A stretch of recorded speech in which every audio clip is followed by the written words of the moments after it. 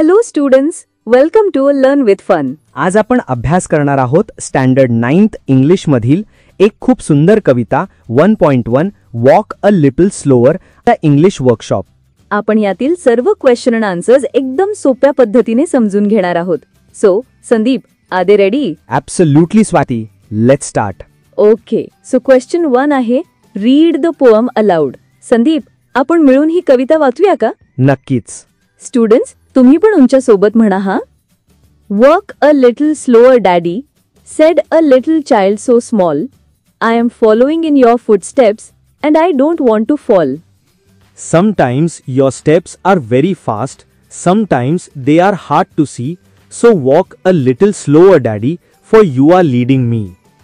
Someday, when I'm all grown up, you're what I want to be, then I will have a little child who'll want to follow me. And I would want to lead just right and know that I was true, so walk a little slower, Daddy, for I must follow you. What a beautiful poem.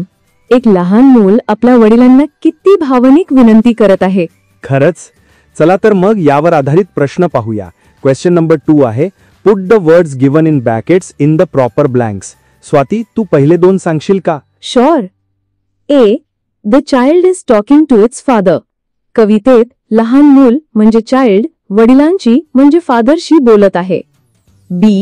The father is leading and the child is following. वडील lead करत आहेत आणि मूल follow करत आहे. Perfect. आता पुढचे दोन मी सांगतो. C. Some day the child will become a father. मुलगा म्हणतोय की तो मोठा झाल्यावर एक वडील बनेल. D. The child does not wish to fall while following his father. मुलाला त्याच्या वडिलांना फॉलो करताना पडायचं नाहीये, म्हणजेच जीवनात अयशस्वी व्हायचं नाहीये. Next up, rhyming words. Question आहे, find and write pairs of rhyming words from the poem. Sandeep, let's do this together. Okay, मी पहिला शब्द सांगेन, तू रायमिंग वर्ड सांग. Small, Fall. See, Me. Be Me again. आणि शेवटचं four, true. True. You. That was fun. Question number 3 आहे, about related words. Find 5 more pairs of related words. आपल्याला एकमेकांशी संबंधित शब्दांच्या जोड्या शोधायच्या आहेत. Let's look at the answers. Teacher, student. Where there is a teacher, there is a student. Doctor, patient. A classic pair. Give, take. Opposite yet related. Owner, servant. मालक आणि नोकर. Come, go. येणे आणि जाणे. All correct and very good examples. आता येत आहे महत्वाचा प्रश्न. Question 4. What is implied in the following lines. म्हणजे या ओळींमागचा खरा अर्थ काय आहे? A. Sometimes your steps are fast. Answer आहे, sometimes the fathers actions are too quick for the child to follow them properly. म्हणजे वडिलांचे निर्णय इतके जलद असतात की मुलाला ते समजत नाहीत. B. Sometimes your steps are hard to see. Answer आहे, sometimes the actions of the father are so difficult that the child cannot understand, observe and act accordingly. इथे hard to see म्हणजे समजायला कठीण. C. I would want to lead just right.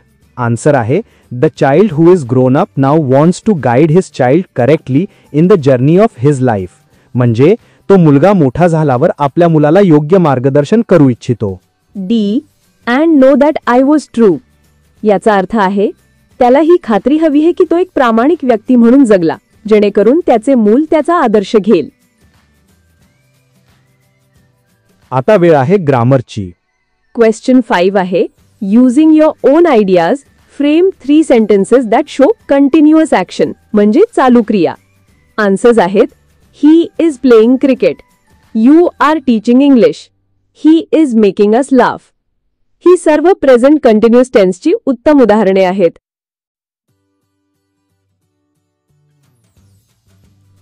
आता question 6. Using your own ideas frame at least 3 sentences that show future action or state. म्हणजे भविष्यकाळ. Answers आहेत, they are going to arrive tomorrow. I shall be 15 years old in 20. He shall play cricket. ही सर्व वाक्य भविष्यकाळ दर्शवतात. Absolutely perfect. Okay students, आता आपण वळूया क्वेश्चन नंबर 7 कडे. This is a very thoughtful question. हा एक डिस्कशन बेस्ड क्वेश्चन आहे.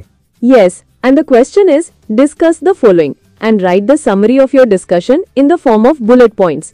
आपल्याला चर्चा करून त्याचा सारांश बुलेट पॉइंट्स मध्ये लिहायचा आहे. Let's take the first part. Part A is how are certain ideas, customs or knowledge passed on from one generation to the next. म्हणजे कल्पना, चालीरीती आणि ज्ञान एका पिढीकडून दुसऱ्या पिढीकडे कशा प्रकारे हस्तांतरित होतात. This is a great question about our culture and heritage. The first point is preserved by forefathers and passed on to new generations. याचा अर्थ आहे की या सर्व गोष्टी आपल्या पूर्वजांनी म्हणजे आपल्या आधीच्या पिढ्यांनी जपून ठेवल्या आणि आपल्यापर्यंत पोहोचवल्या. Correct. The second point says to continue to exist till this date. आणि म्हणूनच त्या परंपरा आणि चालीरीती आजही अस्तित्वात आहेत. Now the third point explains how they are passed on. 3. Mythological literature, Vedas, folklores and arts instilled cultural values into them. म्हणजे पुराणातील कथा, वेद, लोककथा, बोधकथा आणि विविध कलांमधून ही मूल्ये आणि ज्ञान पुढच्या पिढीमध्ये रुजवले जातात. And the fourth point is very practical. 4. Known to them through celebration of festivals and religious ceremonies. आपण जे सण आणि उत्सव साजरे करतो, जसे की दिवाळी, दसरा, ईद, यामधूनही आपण आपल्या परंपरा पुढच्या पिढीला शिकवतो. आता वळूया दुसऱ्या भागाकडे, part B. And this is a very important question to think about. Is it necessary for children to follow the footsteps of their forefathers? If yes, व्हाय?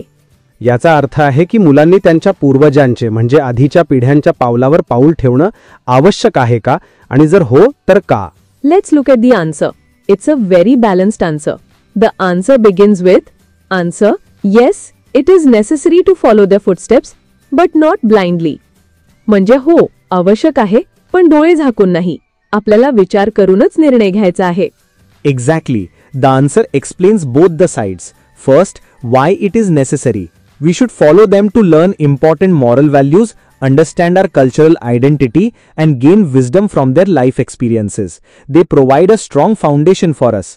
म्हणजे आपण त्यांच्याकडून नैतिक मूल्ये म्हणजे मॉरल व्हॅल्यूज, आपली सांस्कृतिक ओळख म्हणजे कल्चरल आयडेंटिटी आणि त्यांच्या अनुभवातून शहाणपण म्हणजे विजडम शिकतो. ते आपल्यासाठी एक मजबूत पाया तयार करतात. That's the positive side, but there is another side too. Why it's not always necessary. However, we must also think critically and leave behind outdated customs or superstitions. It is important to adapt to modern times and embrace new positive ideas that help us progress. म्हणजे आपण विचारपूर्वक वागलं पाहिजे आणि जुन्या कालबाध्य झालेल्या रूढी म्हणजे आउटडेटेड कस्टम्स किंवा अंधश्रद्धा सोडून दिल्या पाहिजे. बदलत्या काळानुसार आधुनिक आणि सकारात्मक विचार स्वीकारणे महत्त्वाचे आहे, जेणेकरून आपली प्रगती होईल. ग्रेट. आता आपण वळूया पुढच्या प्रश्नांकडे. हे पुढचे तीनही प्रश्न पर्सनल रिस्पॉन्स क्वेश्चन्स आहेत.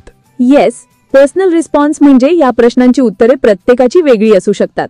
इथे दिलेली उत्तरे ही फक्त नमुन्यासाठी आहेत, म्हणजे सॅम्पल आन्सर्स. तुम्ही तुमच्या मनाने उत्तरे लिहू शकता. सो क्वेश्चन नंबर 8 आहे, do you have a role model? What qualities do you appreciate in your role model? Swati, role model म्हणजे काय हे विद्यार्थ्यांना सोप्या भाषेत सांगशील का? नक्कीच.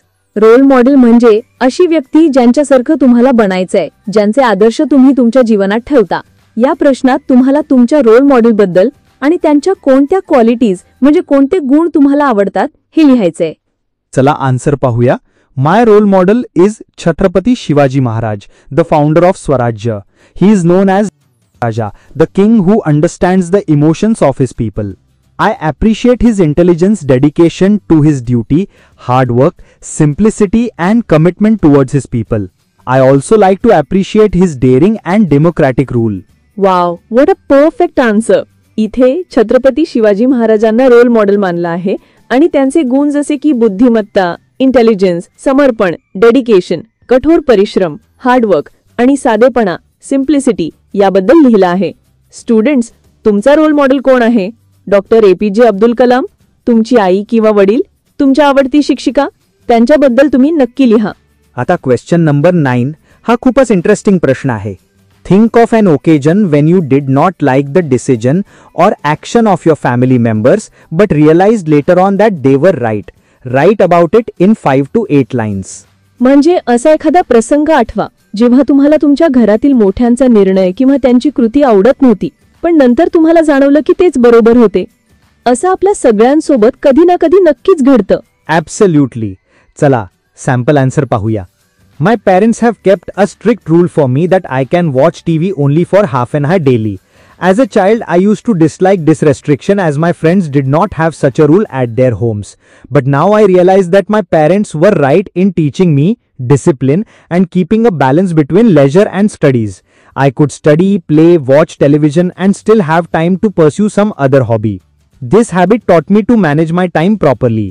दिस इज सो रिलेटेबल. लहानपणी टीव्ही बघण्यावर किंवा मोबाईल वापरण्यावर घातलेले नियम आपल्याला आवडत नाहीत, पण मोठे झाल्यावर कळतं की त्या शिस्तीमुळेच आपण अभ्यास आणि खेळ यात संतुलन म्हणजे बॅलन्स राखायला शिकलो आणि वेळेचं नियोजन म्हणजे टाइम मॅनेजमेंट करायला शिकलो. तुम्हीही तुमचा असाच एखादा अनुभव नक्की लिहा. And now the last question for today. Question number 10. ही एक फन ॲक्टिव्हिटी आहे. तुम्हाला 2 मिनिटात अ लिटिल हा शब्द वापरून जास्तीत जास्त वाक्ये किंवा शब्दसमूह लिहायचे आहेत. It's a great way to improve your vocabulary and thinking speed. म्हणजे तुम्हाला 2 मिनिटात अ लिटिल हा शब्द वापरून जास्तीत जास्त वाक्ये, सेंटेन्सेस किंवा शब्दसमूह लिहायचे आहेत. It's a great way to improve your vocabulary and thinking speed. Exactly. Practice makes perfect. So students, we hope तुम्हाला हा इंग्लिश वर्कशॉप खूप चांगल्या प्रकारे समजला असेल. If you like this video, please hit the like button and share it with your friends. आणि हो, learn with fun चॅनलला सबस्क्राईब करायला विसरू नका. We will meet in the next video. Video आवडला असेल तर लाईक या बटनावर क्लिक करा, चॅनलला सबस्क्राईब करा आणि तुमच्या मित्रमैत्रिणीला हा व्हिडिओ शेअर करा. कॉमेंट बॉक्समध्ये तुमचे नाव व गावाचे नाव कॉमेंट करा.